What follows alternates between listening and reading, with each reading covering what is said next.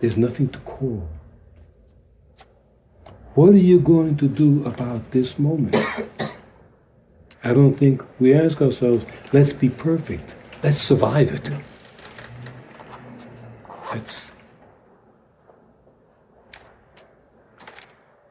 Like Sue, let's hit the right note. Let's get up there and play. Because your life depends on it. That's the easy part. Yeah. What's the hard part? When you're not in the limelight, when you're not on the stage, when you're waiting for the subway on 28th Street at 12:30 at night, you are in the limelight. Yeah. You're always in the limelight. Hers is a limelight of people who came to see a show. Yours or somebody else's is a limelight of what can happen now? What can happen next? And is it going to happen to you?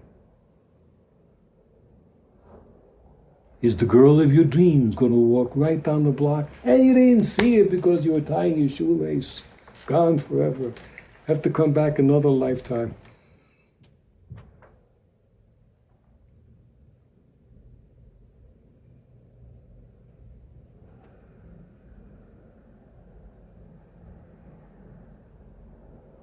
Knowing that you could drop dead any minute, how can anything replace that thought?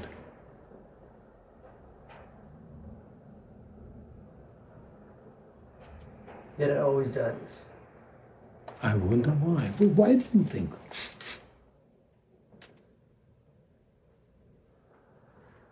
We're built for survival.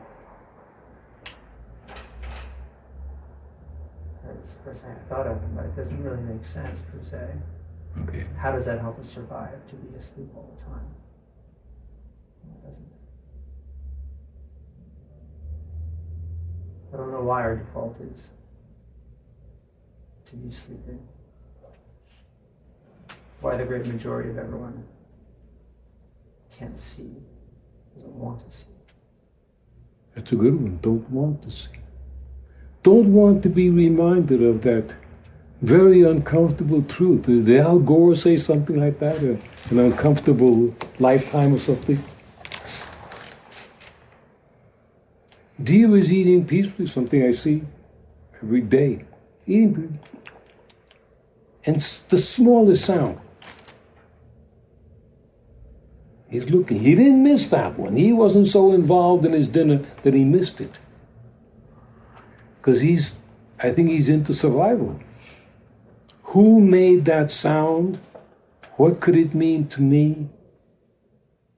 What is that sound in relation to me? And you look up a while. Nothing happens. He'll go back to eating.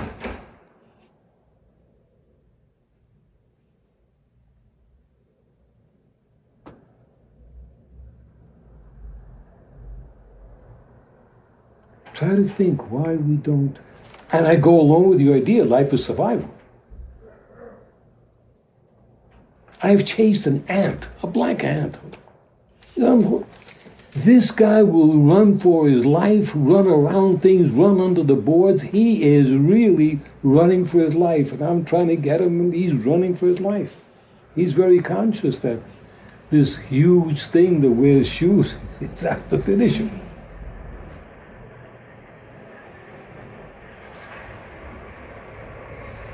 When we talk about gravity, whenever something is in front of you that's close enough to touch, attainable, it seems like gravity gets in the way. And is that a primal force, nature of the universe? Yes. I don't know why. But it's very palpable, very powerful.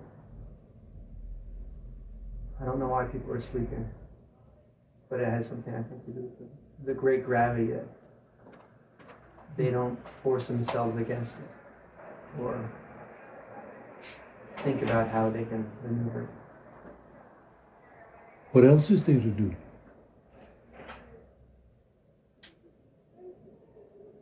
Without talking about gravity, it's almost like there's a primal vibration that when you're in the present moment, when you're doing it, everything is, I guess, one. It's not the best description, but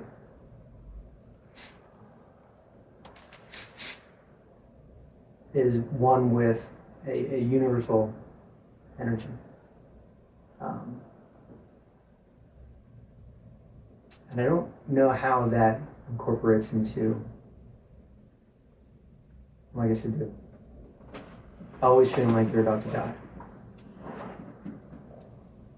If you're always about to die, then you want to be as close as you possibly can to that universal vibration.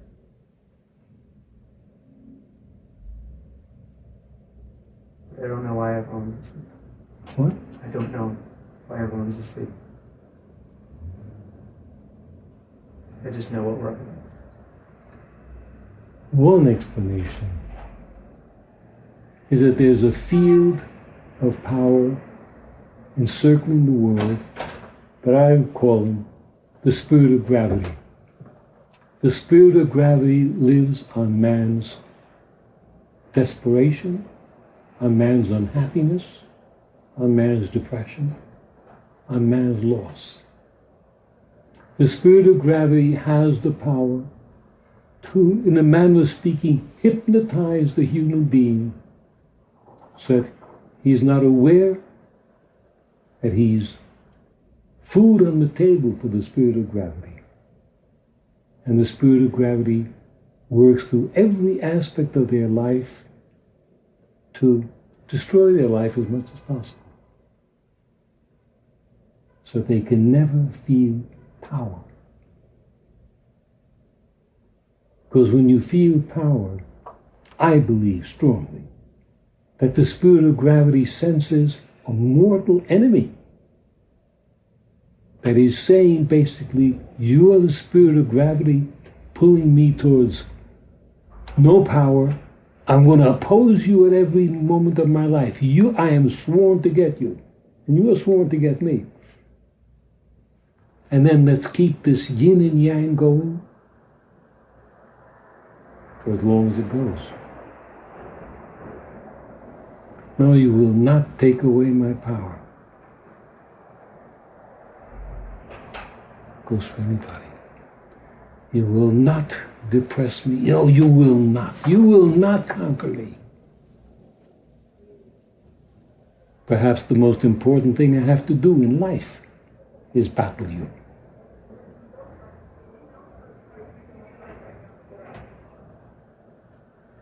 Spirit of gravity will put you to sleep, will play with you, and then wind up eating your universal power, because it must thrive.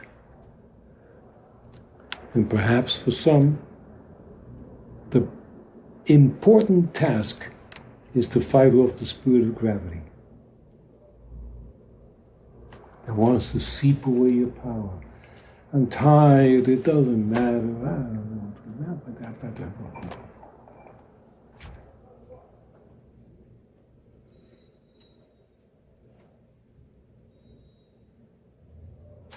What do you think of that? They must exist.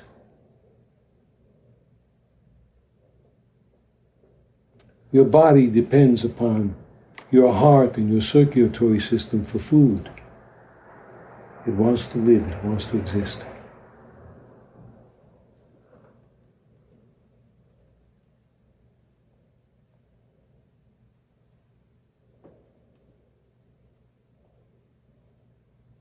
I would not describe it as work or effort.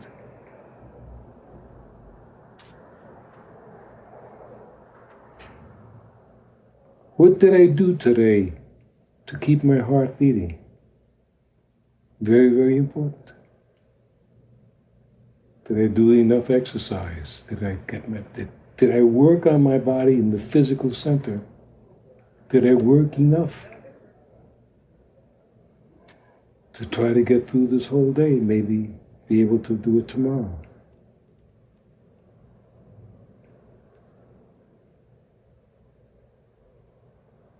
Maybe that's one of the reasons why we say at 2 o'clock, I am alive. And then from somewhere comes a different chord. I want to live. Don't get in the way of that. I want to live. And believe me, for at least 30 years, I said, I am alive. I want to live.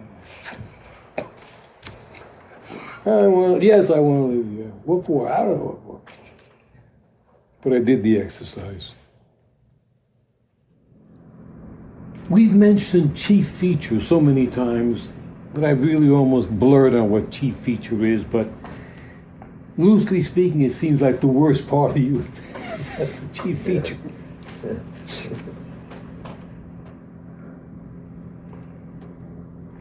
Is it possible to have or to create an anti-chief feature?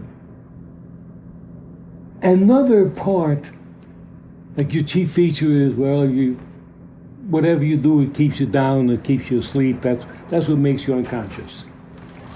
Can we latch on to something? It doesn't have to be universally looked at as good, or can we latch on to something that's going to keep us sharp all the time?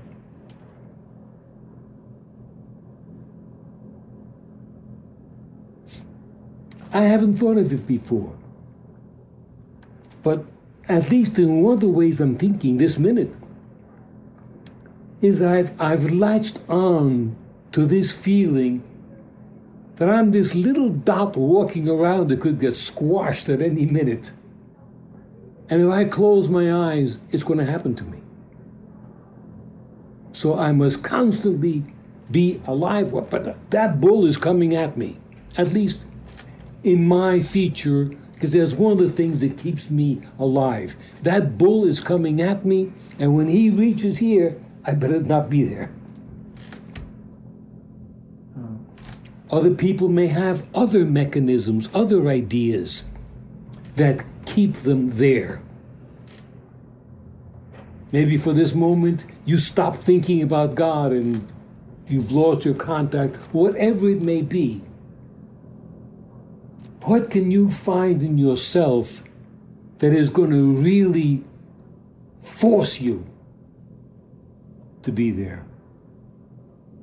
Because I don't think we can tell ourselves too much, oh, I must be here. That doesn't sound like it'll ever do it. But I think that the matador is saying, holy smoke! Wow! He's, oh, gee, look at the horns on this guy. Forget that my wife wants a divorce. What can we find that's going to rivet us to the situation? I'm sure for everybody it can be different. Maybe when Madonna comes out to 2 million people and the lights are on, this is the world itself. She is not going to be daydreaming about yesterday or anything else. She's there, this is it, the crowd is here, the lights, the applause, the band, the music, wow! What can you get to snatch you into that moment?